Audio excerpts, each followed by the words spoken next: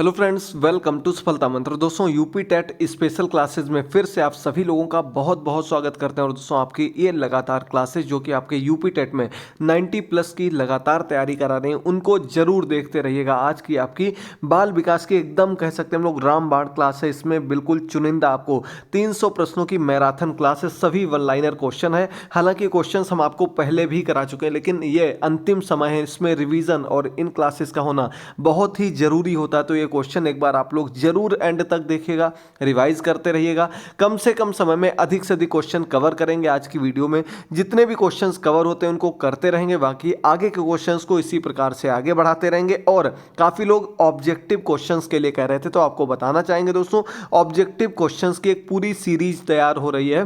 बिल्कुल marathon classes आपको कल मंडे या ट्यूसडे इन्हीं 2-3 दिन में कंप्लीट करा दी जाएगी। उनकी पीडीएफ, फिर आपको उनकी वीडियोस, उनकी क्लासेस भी बहुत ही जल्द मिलने वाली है। तब तक इन क्वेश्चंस को जरूर रिवाइज करिएगा। वन लाइनर क्वेश्चन बहुत ही ज़्यादा महत्वपूर्ण होते हैं अंतिम समय के लिए, तो अच्छे से देखिए, समझिए। पहला क्वेश्चन आपके सामने आ चुका है और यहाँ पर पहला क्वेश्चन दिया गया है कि किस प्रकार के विकास से एकाग्रता तथा सृजनात्मकता का संबंध है। तो दोस्तों, आपको बताना चाहेंगे, एकाग्रता जो आती है, दूसरी आपकी सृजनात्मकता जो आती है, ये किस प्रकार के विकास से। तो बालक का जब बौद्धिक विकास होता है, उसकी बुद्धि का, उसकी इंटेलिजेंस बढ़ती है, तो उसमें एकाग्रता आती है। उसमें क्या आता है? उसमें सृजनात्मकता आती है। चीज़ों को अपने ढंग से सोचना, चीज़ों को अपने ढंग से अप्लाई करना, उनको करना, उसमें नई नई चीज़ें करना, ये सृजनात्मकता कहलाती है। और ये बौद्धिक विकास के कारण ही संभव है। अगला क्वेश्चन आपके सामने दिया गया, सेकंड नंबर क्वेश्चन,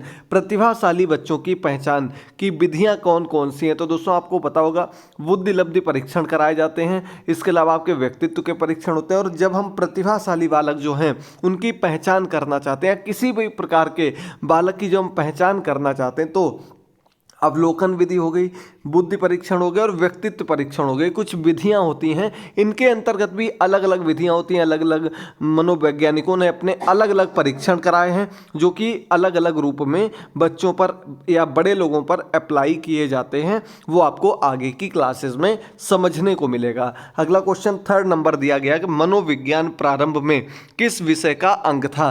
तो दोस्तों, आपको पता होगा, जब प्रारंभ में साइकोलॉजी आपको बताई जाती थी, मनोविज्ञान बताया जाता था, या आपने जब यूपी टेट की क्लासेस स्टार्ट की होंगी तब भी हमने आपको ये चीज़ बताई थी बाल विकास के अंतर्गत, कि मनोविज्ञान जो ये किसका, दर्शन शास्त्र का हिस्सा था। पहले मनोविज्ञान को, साइकोलॉजी को दर्शन शास्त्र के अंतर्गत जोड़ा जाता था। यहाँ पर आपका आता है फोर्थ नंबर क्वेश्चन दिया गया, अभ्यास द्वारा सीखना किसका परिमार्जन है, वह है। तो दोस्तों, अभ्यास के द्वारा सीखने पर व्यवहारिकता के अंतर्गत बल दिया जाता है। यानी कि अभ्यास के द्वारा सीखना व्यवहार का परिमार्जन है, और ये व्यवहार कहलाता है, जो कि अभ्यास के द्वारा सीखने पर बल देता है। अगला क्वेश्चन है, छात्रों के द्वारा अधिक से अधिक ज्ञानेंद्रियों का उपयोग किसको प्रभावित करता है। तो छात्र, बालक जो है अधिक से अधिक अपनी ज्ञानेंद्रियों का प्रयोग करते हैं, तो वो अधिगम, उत्पाद और प्रक्रिया, यानी कि अधिगम जी की जो प्रोडक्टिविटी है, उसके जो नए नए उत्पाद बन सकते हैं, और साथ ही साथ उसकी जो प्रोसेस है, उसकी जो प्रक्रिया होती है, इन सभी चीज़ों में वृद्धि होती है, इन सभी चीज़ों को प्रभावित करती है। क्योंकि बालक की ज्ञानेंद्रियां जब कार्य करती हैं, तो उसमें जिज्ञासा बढ़ती है, उसमें क्या बढ़ता है, उसमें क्रिएटिविटी बढ़ती है, उसमें सृजनात्मकता बढ़ती है। ये सभी चीज़ें जब बढ़ेंगी तो प्रोडक्ट और प्रोसेस दोनों चीज़ें लर्निंग से रिलेटेड आगे बढ़ जाती हैं। अगला क्वेश्चन है, सहपाठियों का दबाव जब सबसे अधिक प्रभाव डालता है, वह कौन सी अवस्था होती है। बहुत अच्छा क्वेश्चन है। तो दोस्तों, जो सहपाठी होते हैं, यानी कि जो क्लास के स्टूडेंट्स होते हैं, जो साथ में पढ़ने वाले उसके फ्रेंड्स होते हैं, वो उत्तर किशोरावस्था में, किशोरावस्था का जो अंतिम चरण कहा जाता है, उसमें अधिक प्रभाव डालते हैं। उसमें बालक अपने मित्रों के सामने अपने को कुछ साबित करने के लिए या उनकी बात मानने के कार्य करने लगता है। ये उसके ऊपर सबसे ज़्यादा प्रभाव डालते हैं। ये उसमें उग्र संवेग जो होते हैं, उग्र होते हैं, उसमें समझने की क्षमता इतनी अधिक नहीं होती है, जिस वजह से वो दूसरों की बातों में जल्दी आ जाते हैं। अगला क्वेश्चन है, किसी बच्चे का विद्यालय के मैदान में खेलते हुए निरीक्षण करना किस प्रकार का निरीक्षण है। तो दोस्तों जब विद्यालय की बात आ जाए, यानी कि क्या कर रहा है, विद्यालय के मैदान में खेल रहा है और हम उसका जब निरीक्षण कर रहे हैं तो ये एक प्रकार का अनौपचारिक निरीक्षण कहलाएगा। जब बालक क्लासरूम के अंदर होगा, जब उसके हम क्लासरूम के अंदर परीक्षण करेंगे तो वो औपचारिक परीक्षण के अंतर्गत आ जाता है। लेकिन खेल के मैदान में है तो ये आपका इनफॉर्मल आपका कह सकते हैं हम लोग परीक्षण हो जाएगा, और फॉर्मल तब होगा जब वो क्लासरूम में होगा। अगला क्वेश्चन है, एक बालक पहले पूरे हाथ को, फिर उंगलियों को तथा फिर हाथ और उंगलियों को एक साथ चलाना सीखता है। यह उदाहरण वृद्धि और विकास के किस सिद्धांत को दर्शाता है। बहुत अच्छा क्वेश्चन है। साथ ही साथ यहाँ आपको बता दें दोस्तों कि यहाँ से क्वेश्चन जरूर देखने को मिलता है, कई रूप में ये क्वेश्चन घुमा फिराकर पूछा गया है, और ये बुद्धि और विकास का जो एकीकरण का सिद्धांत होता है उस सिद्धांत को दर्शाता है कि पहले क्या करता है बालक, पूरे हाथ को, फिर उसकी उंगलियों को, और फिर और हाथ और उंगलियां दोनों को एक साथ चलाना सीखता है। ये एकीकरण का सिद्धांत कहलाता है। अगला आपके सामने क्वेश्चन 9 नंबर है कि विद्यार्थियों के अच्छे मानसिक स्वास्थ्य को बनाए रखने के लिए क्या महत्वपूर्ण है। तो दोस्तों विद्यार्थियों का जो अच्छा मानसिक स्वास्थ्य है उसको बनाए रखने के लिए अभिव्यक्ति की स्वतंत्रता देना, बालक को क्या करना, उसकी जो अभिव्यक्ति है उसको स्वतंत्र कर देना, ये सबसे अधिक महत्वपूर्ण होता है उसके मानसिक विकास के लिए। यदि बालक को बार बार टोका जाएगा, वो कोई बात कहेगा उसे हम रोक देंगे, उसे मना कर देंगे या डांट देंगे, उससे वो दब्बू स्वभाव का हो जाता है, वो अपनी बातों को व्यक्त नहीं कर पाता और उसकी स्वतंत्रता धीरे धीरे समाप्त होने लगती है। अगला 10 नंबर क्वेश्चन है, अधिगमकर्ता में बढ़ते हुए क्रोध को रोकने के लिए अध्यापक को क्या करना चाहिए। तो दोस्तों अधिगमकर्ता जो है उसमें जब क्रोध बढ़ने लगता है तो उसके लिए रोकने के लिए बालक के दिन प्रतिदिन के मामलों में कोई हस्तक्षेप नहीं करना चाहिए, यानी कि बालक जो दिन प्रतिदिन कार्य कर रहा है उसमें कोई किसी प्रकार का इंटरफियर ना करना उसके क्रोध को रोकने के लिए इंपॉर्टेंट होता है।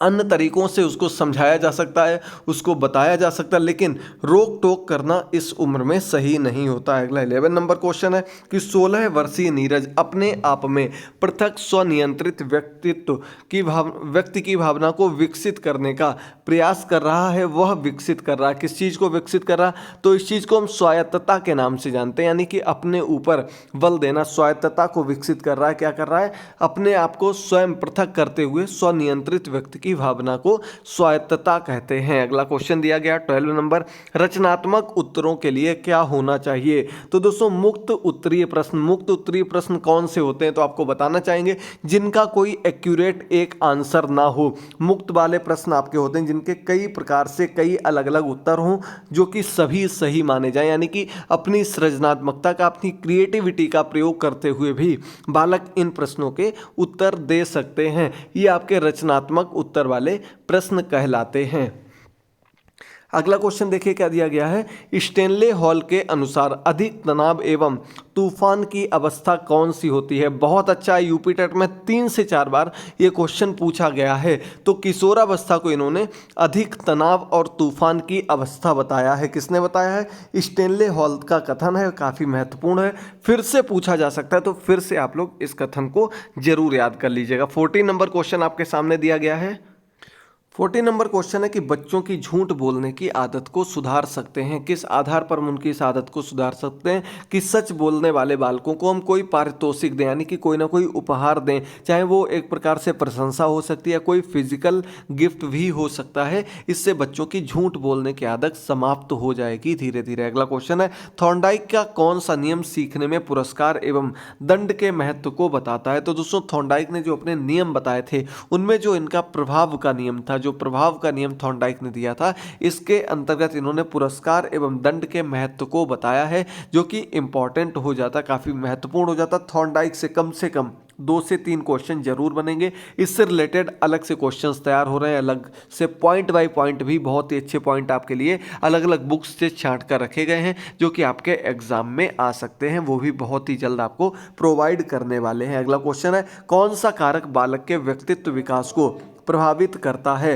तो दोस्तों आनुवांशिकता हो गया, भौतिक और सामाजिक वातावरण हो गया, ये सभी बालक के व्यक्तित्व को प्रभावित करते हैं। उसकी जो पर्सनालिटी है उसको आनुवांशिकता यानी कि आनुवांशिकता का व्यक्तित्व पर असर पड़ता है, लेकिन इतना ज़्यादा नहीं पड़ता जितना उसका जो भौतिक वातावरण है, यानी कि जिस प्रकार के समाज में बालक रहता है धीरे धीरे वो उसके व्यक्तित्व में आने लगता है और वो आपस में झलकने भी लगता है। अगला क्वेश्चन है उपचारात्मक विधि का प्रयोग किसके लिए किया जाता है। तो दोस्तों उपचारात्मक विधि जो होती है इसका प्रयोग समस्यात्मक बालकों के लिए। उपचारात्मक विधि क्या होती है, यानी कि किसी भी टॉपिक में यदि किसी बालक को कोई प्रॉब्लम हो रही है तो उसको समझना, उसको दूर करना, ये सभी चीज़ें उपचारात्मक विधि के अंतर्गत आती हैं। और ये आपके समस्यात्मक बालक यानी कि जिन बालकों को कोई प्रॉब्लम होगी उन्हीं के लिए तो उपचार किया जाएगा, यानी कि यहाँ पर आपका आंसर हो जाएगा समस्यात्मक बालक। चलिए बढ़ते हैं 18 नंबर क्वेश्चन की ओर।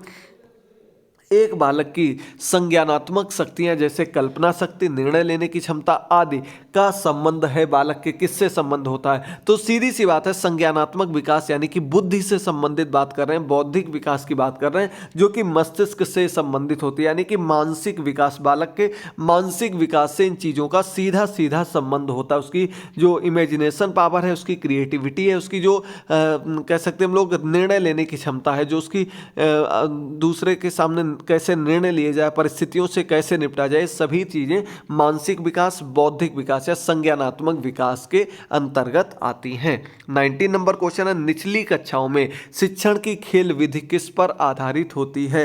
तो निचली यानी कि छोटी क्लासेस की हम लोग बात कर रहे हैं, किंडरगार्टन की हम लोग बात कर रहे हैं। तो विकास और वृद्धि के मनोवैज्ञानिक सिद्धांतों पर आधारित होती है। छोटे बच्चों के शिक्षण की जो खेल पद्धति होती है, उनको खेल खेल खेल में पढ़ाने के बारे में जो सिखाया जाता है, उन बच्चों के विकास और वृद्धि के को एक साथ करते हुए चीजें डेवलप की गई हैं, सिद्धांत बनाए गए हैं, उनके आधार पर ही इन क्लासेस को रन किया जाता है। 20 नंबर क्वेश्चन है बहिर्मुखी व्यक्तित्व के क्या लक्षण है। बहुत अच्छा क्वेश्चन है। व्यक्तित्व से आपको यूपी टेट में कई क्वेश्चंस देखने को जरूर मिलते हैं। तो यहाँ पर क्या दिया गया, मिलनसार होते हैं, तो बहिर्मुखी नेतृत्व क्षमता इनमें होती है, यानी कि नेतृत्व कर सकते हैं। आक्रामक स्वभाव होता है, यानी कि दूसरे के लिए भी लड़ने के लिए तैयार रहते हैं, हक के लिए लड़ना जानते हैं। अभिव्यक्ति की क्षमता होती है, यानी कि अपने विचारों को आराम से कहीं भी व्यक्त कर सकते हैं, इनको अपने विचारों को व्यक्त करने में कोई झिझक नहीं होती है। बहिर्मुखी व्यक्तित्व के लोगों की विशेषताएं होती हैं। अगला क्वेश्चन है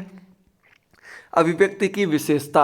तो दोस्तों अभिव्यक्ति क्या होता है, यह प्रेरणात्मक होती है, अस्थायी होती है और सीखी जाती है। अभिवृत्ति यहाँ अभिवृत्ति लिखा गया है और इसकी विशेषता एक ऐसी प्रेरणात्मक होती है, ये प्रेरित होकर ली जाती है, ये कोई परमानेंट नहीं होती यानी कि बदलती रहती है, और ये अधिगम यानी कि अर्जित की जाती है, इसे सीखा जाता है।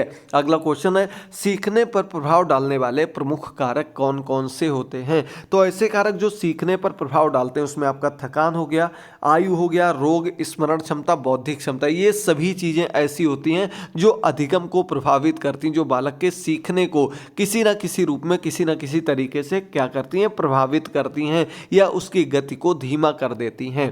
23 नंबर क्वेश्चन है बालक के मानसिक स्वास्थ्य पर प्रभाव डालने वाले प्रमुख कारक कौन कौन से हैं। तो परिवार में गरीबी, स्नेह का अभाव, पारिवारिक क्लेश, इस प्रकार की जब बालक परिस्थितियों से गुजरता है, छोटे से ये सभी चीज़ें बालक देखता हुआ आता है, तो उसके मानसिक स्वास्थ्य पर, उसका जो मानसिक विकास होता है वो रुक जाता है और वो गलत राह में पहुंच जाता है, उसकी राह जो है वो परिवर्तित हो जाती है, क्योंकि वो उसी प्रकार से वातावरण से गुजर कर आया हुआ है। 24 नंबर है बच्चों के संज्ञानात्मक विकास को सबसे अच्छे तरीके से कहाँ परिभाषित किया जा सकता है। संज्ञानात्मक विकास, सबसे पहले आपको ये देखना है, आंसर नहीं देखना है। संज्ञानात्मक विकास यानी कि हम उसकी सीखने की क्षमता, उसकी बौद्धिक क्षमता, उसकी इंटेलिजेंस पावर को जब हम आंकेंगे, उसको सबसे अच्छे तरीके से कहाँ आंक सकते हैं, तो वो क्लासरूम हो सकती है, विद्यालय हो सकता है, क्लासरूम हो सकती है, जो कि सबसे अच्छे तरीके से हम परिभाषित कर सकते हैं उसके संज्ञानात्मक विकास को, कॉग्निटिव डेवलपमेंट को।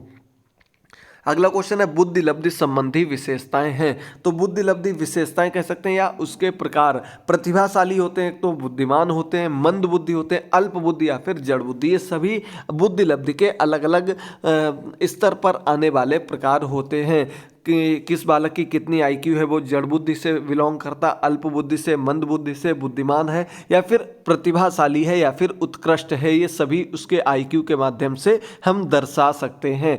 अगला क्वेश्चन है, बौद्धिक वातावरण को प्रभावित करने वाले कारक वाला सबसे महत्वपूर्ण कारक कौन सा है? बौद्धिक वातावरण को जो प्रभावित करने वाले कारक होते हैं उसमें विद्यालय का वातावरण सबसे महत्वपूर्ण होता है। जैसे ऊपर हमने आपको क्या बताया था, अभी संज्ञानात्मक विकास की बात की थी, ठीक वही चीज होती है बौद्धिक वातावरण, ठीक वही चीज होती है आपका कॉग्निटिव डेवलपमेंट। ये सभी चीजें एक से ही रिलेटेड होती हैं। अगला क्वेश्चन है, किस क्षेत्र में एनसीईआरटी मनोविज्ञान का प्रयोग कर रहा है? तो दोस्तों एनसीईआरटी जो है वो किस क्षेत्र में साइकोलॉजी का प्रयोग कर रहा है? तो सीधे सीधे आपको पता होगा कि एनसीईआरटी का कार्य क्या होता है। उसका कार्य होता है सिलेबस को तैयार करना, बच्चों के लिए बुक्स को तैयार करना, किस प्रकार की बुक्स बच्चों के लिए उपयोगी होगी, यानी कि बुक्स के निर्माण के लिए अलग अलग प्रकार की बुक्स को बनाया जा रहा है ताकि साइकोलॉजिकल पावर का यूज करते हुए कैसे बच्चे किस प्रकार से पढ़ सकते हैं, किस प्रकार से उनका विकास हो सकता है, इस आधार पर एनसीईआरटी बुक्स का निर्माण कर रहा है।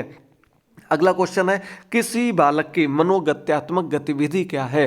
तो दोस्तों मनोगत्यात्मक गतिविधि क्या होती है? खेलना, लिखना, गेंद फेंकना, ये मनोगत्यात्मक यानी कि किसी न किसी रूप में कोई कार्य किया जा रहा है, कोई गत्यात्मकता की जा रही है, तो ये इसके अंतर्गत गतिविधियां आ जाती हैं। इनके नाम जरूर याद कर लीजिएगा। उम्मीद करते हैं आपको बहुत ही अच्छे ढंग से क्वेश्चंस, ये क्लास क्लियर हो रही होगी। बहुत ही अच्छी मैराथन क्लास है, अच्छे से क्वेश्चंस को समझिए और अभी से इन क्वेश्चंस को रिवाइज करते रहेंगे तो आपको इसके अलावा कुछ भी पढ़ने की ज़रूरत नहीं पड़ेगी। लगातार क्लासेज आपको इसीलिए दे रहे हैं ताकि आप लोग इन्हीं वीडियोस के माध्यम से इन्हीं क्लासेस को कवर करते हुए सब कुछ क्लियर कर लेंगे। बस डेली क्लासेस को देखते रहिए। कोई भी डाउट हो तो हमने आपको पहले भी बताया, इंस्टाग्राम पर भी आप लोग हमसे जुड़ सकते हैं, लिंक डिस्क्रिप्शन बॉक्स में दिया गया है, वहां पर आपको लगातार क्लासेस देंगे, लगातार आपको बताएंगे कैसे आप ऐसे और अच्छे अंक ला सकते हैं। तो आप लोग जरूर अपना सपोर्ट बनाए रखिए, सभी क्लासेस को देखते रहिए। कुछ क्लासेस के लिंक हमने डिस्क्रिप्शन बॉक्स में दे दिए हैं,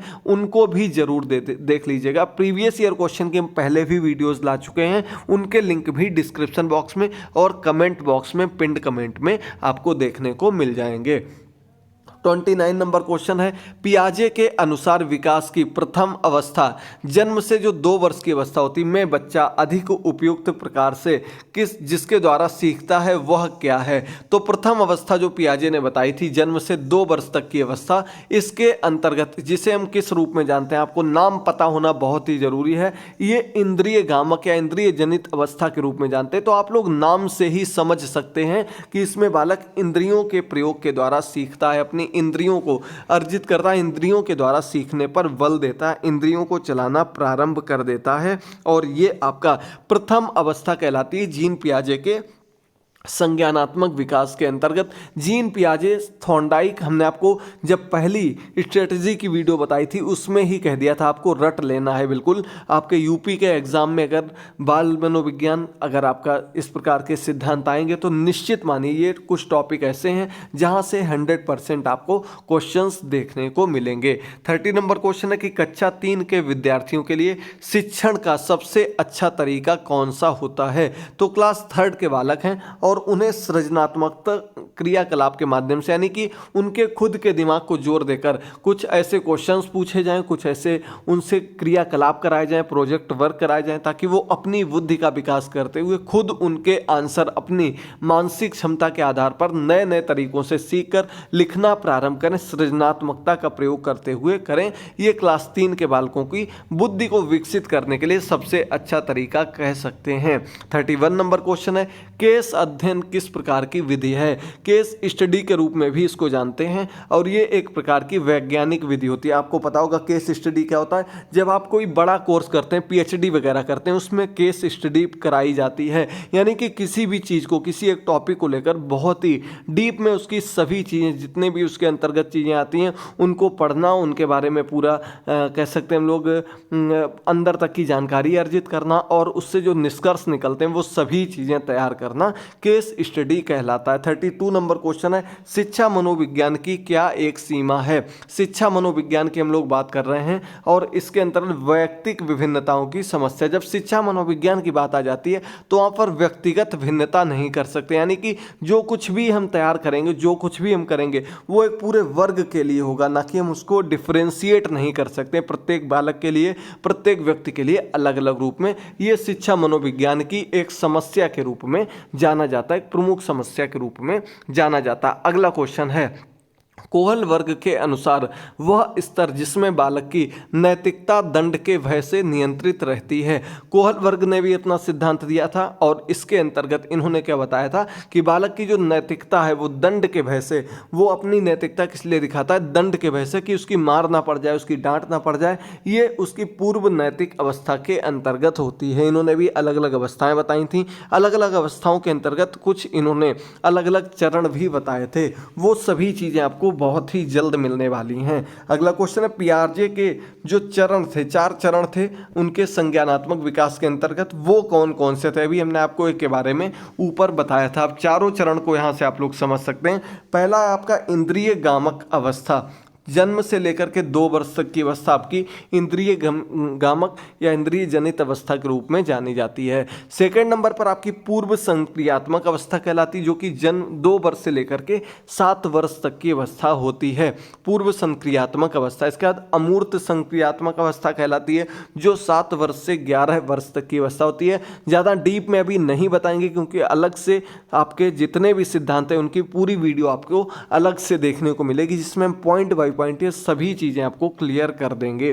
अगला है औपचारिक संक्रियात्मक अवस्था, ये 11 वर्ष से ऊपर की अवस्था को कहते हैं, कहीं कहीं 11 से 15 भी आपको देखने को मिलेगा, जो जीन पियाजे ने अपने संज्ञानात्मक विकास के अंतर्गत बताई थी। अगला क्वेश्चन है, अगला तो 35 नंबर क्वेश्चन दिया गया कि बाल्यकाल होता है। ये भी हम आपको कल जब हमने आपको चाइल्ड डेवलपमेंट के जो क्वेश्चंस कराए थे, टॉप 50 क्वेश्चंस की जो हमारी क्लास चल रही थी, उसके अंतर्गत हमने आपको तीनों अवस्थाएं बताई थी मानव विकास की। इसके अलावा भी इनके बारे में प्रौढ़ावस्था सभी चीज़ें बताई थी लगभग। तो यहाँ बाल्यकाल या बाल्यावस्था की जब हम लोग बात करते हैं तो वो जन्म 6 वर्ष से लेकर के 12 वर्ष तक की अवस्था को कहते हैं।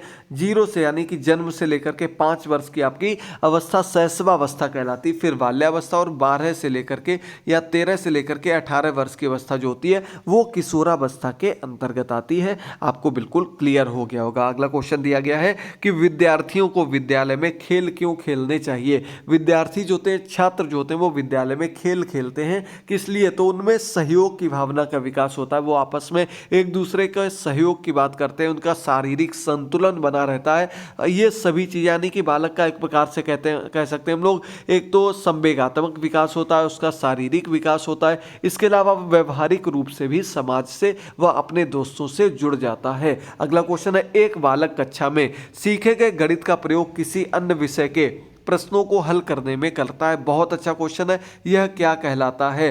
तो ये चीज़ें आपको ट्रांसफर ऑफ लर्निंग हो गई, इसके अलावा आपके अन्य चीज़ें से रिलेटेड जो होती है उसमें आ जाती है। तो इसे हम क्या कहते हैं, अधिगम स्थानांतरण तो होता है, लेकिन जब कोई चीज़ किसी एक क्षेत्र में आपने पढ़ी और वो दूसरे क्षेत्र में आपको मदद करती है तो वो पॉजिटिव ट्रांसफर कहलाता है। अधिगम का सकारात्मक स्थानांतरण कहलाता है, जब आप एक विषय को पढ़ते हैं और वो विषय आपके किसी अन्य विषय को समझने में, पढ़ने में मदद करता है, तो ये पॉजिटिव चीज होती है। और जब एक चीज आप सीखते हैं और वो आपको दूसरे सीखने में नुकसान पहुंचाती है तो वो आपका नकारात्मक स्थानांतरण कहलाता है। अगला क्वेश्चन है, शिक्षण सबसे अधिक प्रभावी होता है जब, शिक्षण सबसे अधिक प्रभावी कब होता है, जब विद्यार्थियों के उनकी मानसिक स्तर के अनुरूप शिक्षा दी जाए। यानी कि जब हम बच्चों को क्या करते हैं, उनका जो मानसिक स्तर एक प्रकार से उनकी बुद्धि लब्धि के आधार पर, उनके आईक्यू के आधार पर चीज़ों को पढ़ाते हैं, उनके लेवल के आधार पर चीज़ें पढ़ाई जाती, तो उनको समझने में कम समय लगता है और डीपली वो उस चीज़ को पढ़ सकते हैं। तो ये शिक्षण जो होता है सबसे प्रभावी माना जाता है। यहाँ एक लाइन आपको और याद रखनी है कि बाल केंद्रित शिक्षा जो होती है वो सबसे प्रभावी मानी जाती है। बालक को केंद्र मानकर इसे दूसरे रूप में हम कह सकते हैं मानसिक स्तर के आधार पर, या सीधे अगर कहें तो आपको याद रखना चाइल्ड सेंटर्ड एजुकेशन जो होती है वो सबसे इफेक्टिव मानी जाती है। 39 नंबर क्वेश्चन दिया गया है कि शिक्षा बच्चों की सहायक होती है उनके किसके लिए, शिक्षा जो होती है वो बच्चों में सहायक होती है उनके सर्वांगीण विकास के लिए। बालक का जो सभी क्षेत्रों का, सभी आयामों का जो विकास हो, पूर्ण रूप से विकास हो, ये उसमें मदद करता है। शिक्षा एजुकेशन जो होती है उसको हर क्षेत्र में मदद पहुंचाती है। 40 नंबर क्वेश्चन है, सामान्य परिपक्वता के पहले प्रशिक्षण करना प्रायः क्या कहलाता है। सामान्य परिपक्वता के पहले प्रशिक्षित करना सभी दृष्टिकोणों से हानिकारक होता है। यानी कि जब आप कोई मैच्योरिटी ना हो और उसके पहले उसके आधार पर उसकी लेवल की हम ट्रेनिंग दे देते हैं तो वो उसको हानि पहुंचा देती। सबसे पहले उसको उन चीज़ों के बारे में जानना जरूरी होता है। ट्रेनिंग बाद की बात होती, जब तक बालक को उस चीज़ के बारे में कोई नॉलेज नहीं होगी तो वो निश्चित तौर पर उसको हानि पहुंचाएगी। अगला क्वेश्चन है, विज्ञान में मूल्यांकन क्या होता है। सभी क्रियाकलापों का एकीकृत भाग होता है। विज्ञान में मूल्यांकन क्या कहलाता है, सभी जितने भी हम एक्सपेरिमेंट्स करते हैं, क्रियाकलाप करते हैं, उनके एकीकृत भाग को कहा जाता है। अगला आपका 42 नंबर क्वेश्चन दिया गया, मनोविज्ञान का क्षेत्रवादी सिद्धांत किसने दिया था। बहुत अच्छा क्वेश्चन है दोस्तों, क्षेत्रवादी सिद्धांत की यहाँ पर बात की गई। कर्ट लेविन ने सिद्धांत दिया था 1917 में, क्षेत्रवाद का सिद्धांत जिसको कहते हैं हम लोग। और इसके अंतर्गत इन्होंने क्या बताया था कि व्यक्ति के संसार व का परिमार्जन ही अधिगम है। यानी कि संसार से जो व्यक्ति ज्ञान प्राप्त करता है, चीज़ों को सीखता है, वही इन्होंने अधिगम को बताया था, लर्निंग को बताया था अपने क्षेत्रवाद के सिद्धांत के अंतर्गत। याद कर लीजिएगा। चलिए आगे बढ़ते हैं हम लोग अगले क्वेश्चन पर। तो अगला क्वेश्चन दिया गया 43 नंबर क्वेश्चन, एक कक्षा में शिक्षक पढ़ाने के लिए बाल केंद्रित उपागम का प्रयोग करता है। इसमें बाल केंद्रित उपागम का क्या तात्पर्य है। तो दोस्तों यहाँ पर आपको समझना है बाल केंद्रित उपागम। अभी हमने आपको बताया था कि जब बालक को केंद्र मानकर हम कोई कार्य करते हैं, उसको किसी चीज के बारे में नॉलेज देते हैं, सिखाते हैं, तो वो क्या कहलाता है, वो बालक जिसमें स्वयं से भाग लेता है वो आपकी बाल केंद्रित शिक्षा कहलाती है। जिसमें बालक को पढ़ने में मन लगता है, अपने डाउट्स को क्लियर कर सकता है, बार बार चीजों को पूछ सकता है। चलिए बढ़ते हैं 44 नंबर क्वेश्चन पर। निचली कक्षाओं को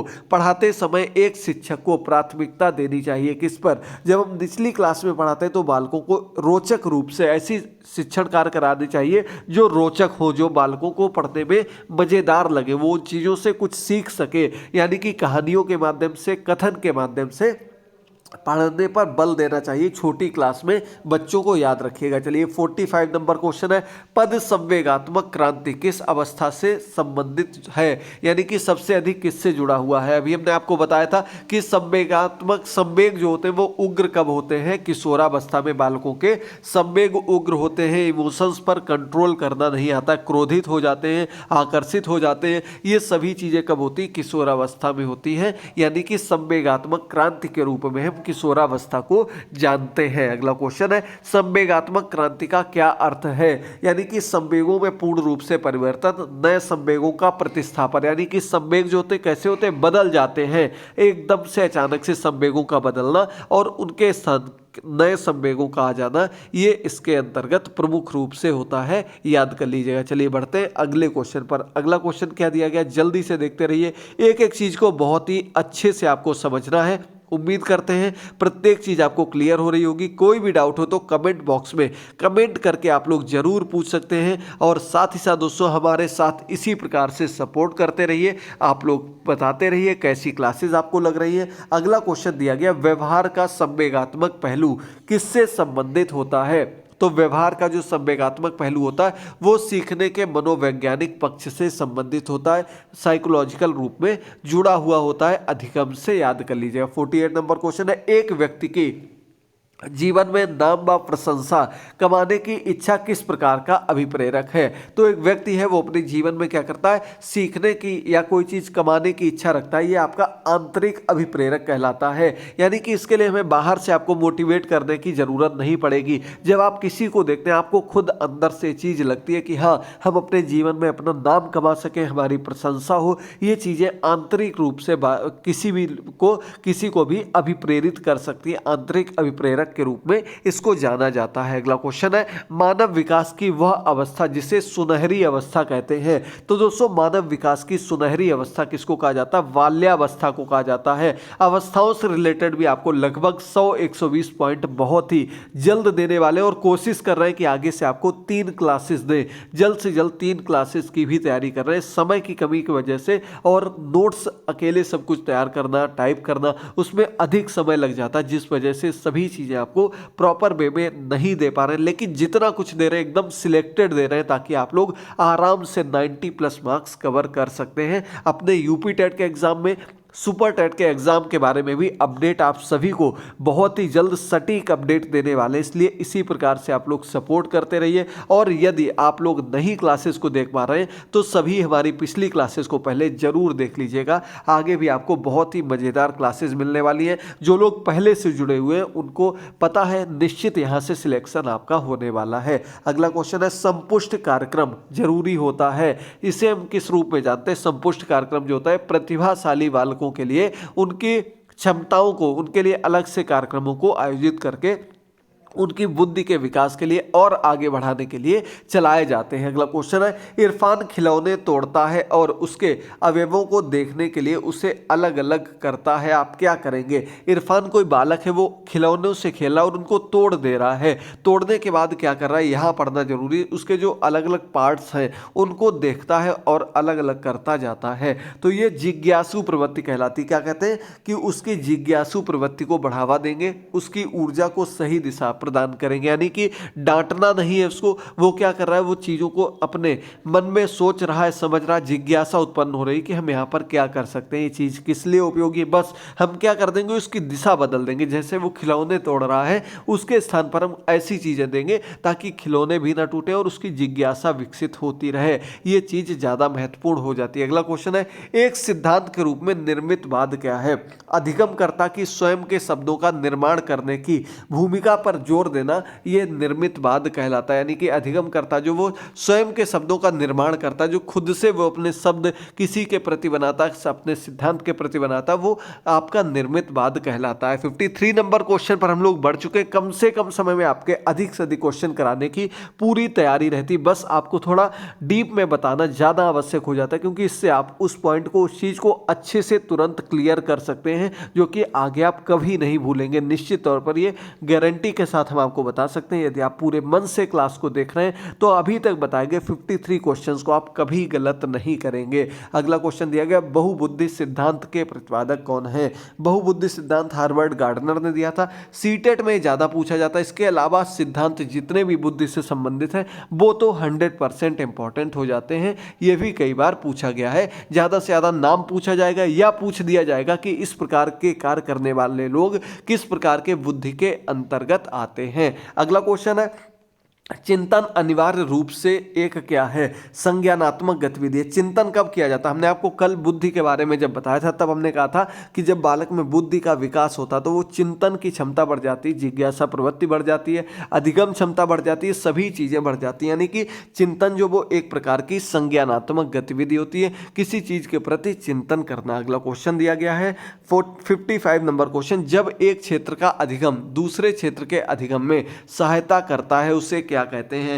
यानी कि एक क्षेत्र का अधिगम, अभी ऊपर हमने आपको बताया था पॉजिटिव ट्रांसफर कहलाता है। पॉजिटिव धनात्मक या सकारात्मक अंतरण कहलाता है अधिगम का। सकारात्मक स्थानांतरण, अंतरण दोनों सेम चीज होती हैं, ट्रांसफर होना। तो जब मदद करेंगे तो पॉजिटिव वे में वो चीज चली जाती है। अगला और आज का अंतिम क्वेश्चन यहाँ पर आपको मिलता है कि हम में से कुछ लोग जो लंबे हैं, कुछ छोटे हैं, कुछ गोरे हैं, कुछ काले हैं, कुछ मजबूत हैं, कुछ कमजोर हैं, यह कथन किस स्थापित सिद्धांत पर आधारित है? तो दोस्तों आपको पता होगी ये चीज़ क्या होती है, इंडिविजुअल डिफरेंस के अंतर्गत आ जाता है, जो कि एक प्रकार से कह सकते हैं वातावरण, आपके आनुवांशिकता, आपके जो क्षमताएं हैं, आपका जो जिस प्रकार के क्षेत्र में आप रह रहे हैं, इन सभी चीज़ों के कारण प्रभावित होता है इंडिविजुअल डिफरेंस। व्यक्तिगत विभिन्नता जो होती है उसके अंतर्गत ये सभी ट्रांसफॉर्मेशन होते हैं। तो दोस्तों आज के 56 क्वेश्चन मैराथन क्लास के कंप्लीट होते हैं। निश्चित तौर पर आज की की वीडियो से आपके बहुत से ऐसे क्वेश्चंस बनेंगे जो आपके